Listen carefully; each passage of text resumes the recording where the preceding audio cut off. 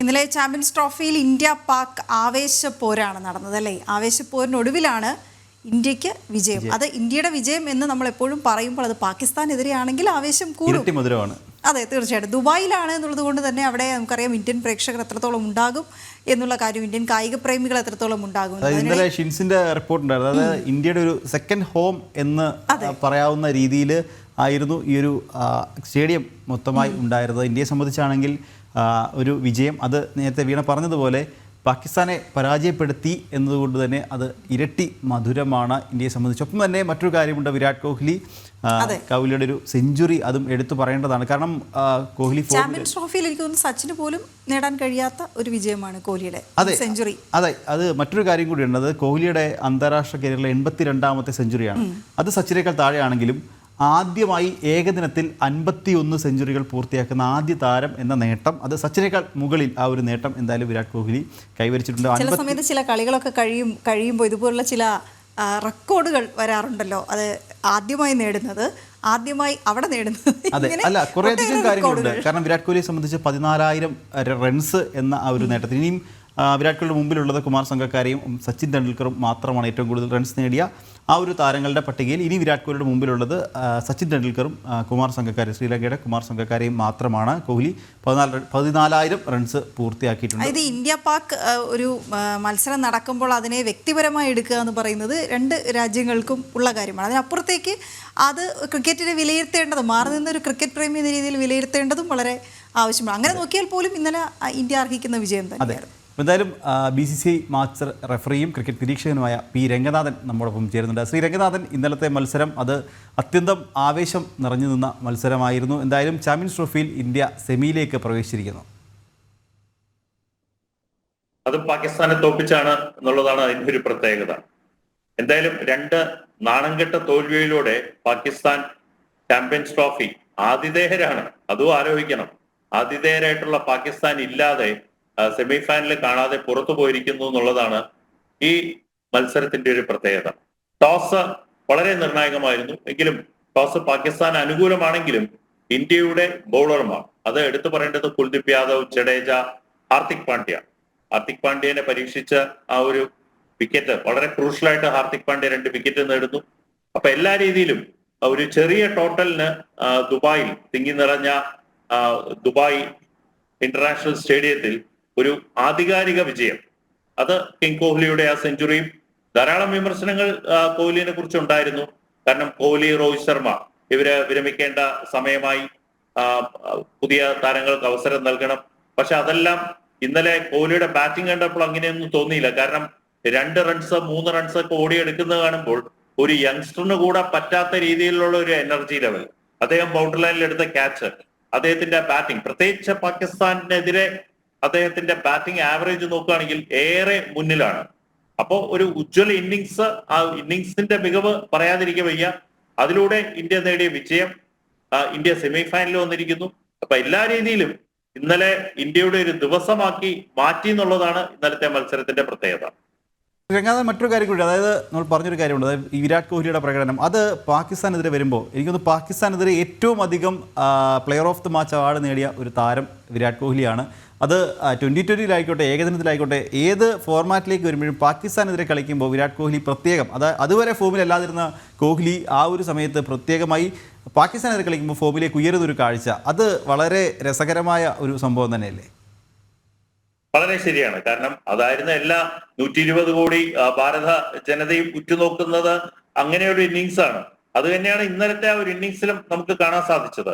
ഇന്നലെ രോഹിത് ശർമ്മയുടെ വിക്കറ്റ് നഷ്ടപ്പെട്ടു. വളരെ നിർണായക ഘട്ടത്തിൽ ശുഭ്മാൻ ഗില്ലിന്റെ വിക്കറ്റ് നഷ്ടപ്പെടുന്നു. പക്ഷേ ഒരെൻഡ് അദ്ദേഹം വളരെ മനോഹരമായിട്ട് ശ്രേയസ് അയ്യരായിട്ടുള്ള ഒരു കൂട്ടുകെട്ട്, കൂടാതെ സെഞ്ചുറി നേടുന്നു. ഇതിലും മനോഹരമായിട്ടൊരു ഇന്നിങ്സ് എന്റെ ഓർമ്മയില് പാകിസ്ഥാനെതിരെ വേൾഡ് കപ്പിൽ, അത് ഓസ്ട്രേലിയയിൽ നടന്ന വേൾഡ് കപ്പിൽ ഇതേപോലെ ഒരു ഇന്നിങ്സ്, അതിന് സമാനമായ രീതിയിലുള്ള ഒരു ബാറ്റിംഗ് ശൈലി. ഇന്നലെ ഓരോ ഷോട്ടുകളും നമ്മൾ വളരെ ആസ്വദിക്കുന്ന രീതിയിലാണ്.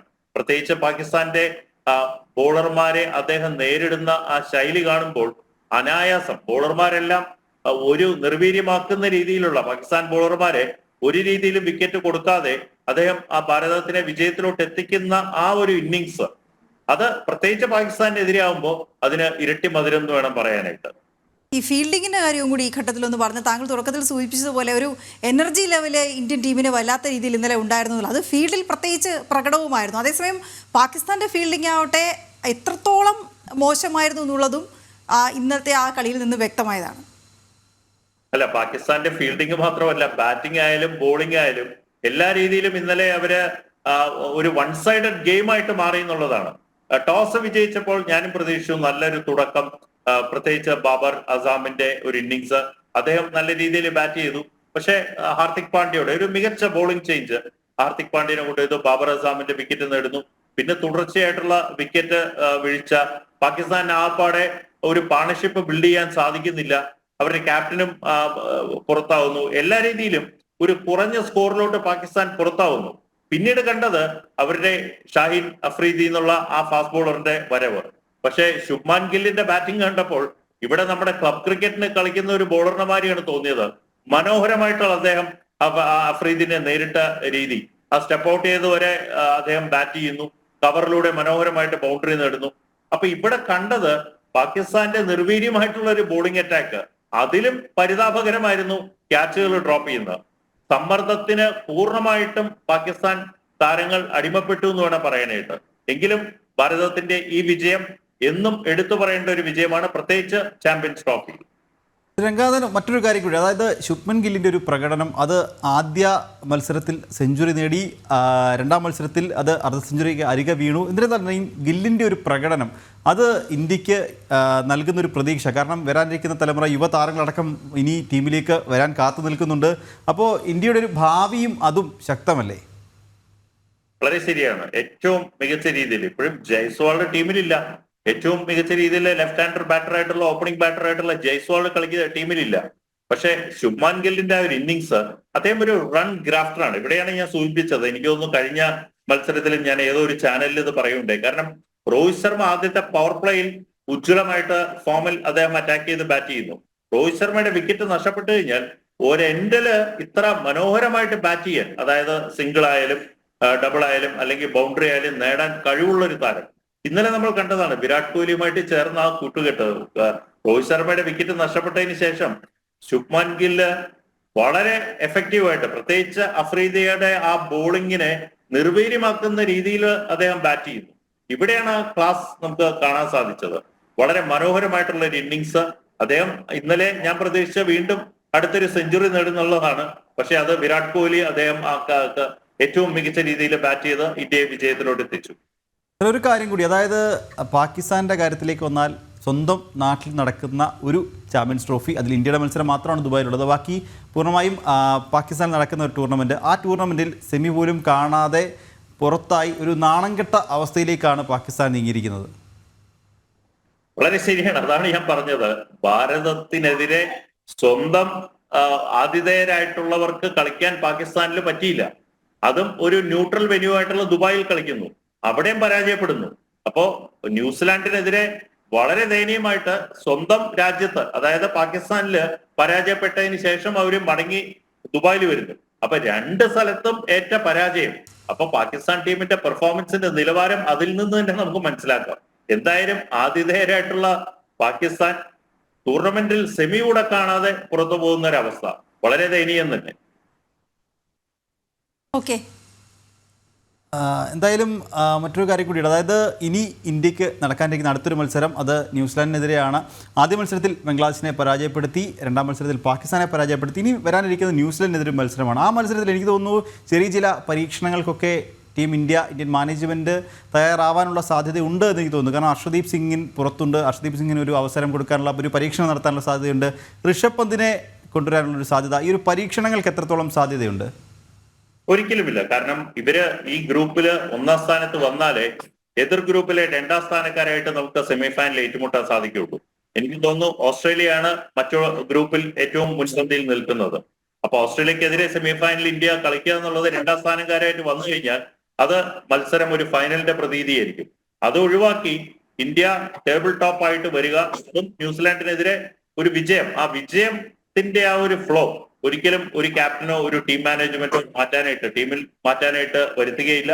അത് മാത്രമല്ല, അത് ഒരു നല്ല മത്സരം തന്നെയായിരിക്കും. കാരണം ന്യൂസിലാൻഡ് ഇന്ത്യയിൽ വന്ന് പരമ്പര വിജയം നേടിയ ഒരു ടീമാണ്. അത് മാത്രമല്ല പാകിസ്ഥാനെ വളരെ കൺവിൻസിംഗ് ആയിട്ട് പാകിസ്ഥാനിൽ വെച്ച് തോപ്പിച്ച ഒരു ടീമാണ്.